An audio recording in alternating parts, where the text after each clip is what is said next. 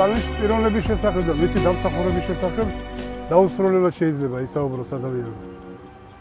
ერთ წუთში შემიძლია სულ რამდენიმე ფრაზით გითხრათ.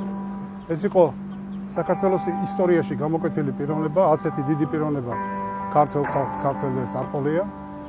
მან ძალიან ბევრი რამე გააკეთა ქართული სახელმწიფოებრიობის ჯერ აღსადგენად, შემდეგ მის განსავითარებლად. უკანასკნელი 10 წლის განმავლობაში რაც საქართველოში ხდებოდა ადამიანის უფლებების შელახვისა და შეზღუდვისა და ასე შემდეგ საკითხებში, ხო? იმაზე მეტი სტალინს არაფერი არ გაუკეთებია. არ მიდე ახლა ამით ჩამოთვლა.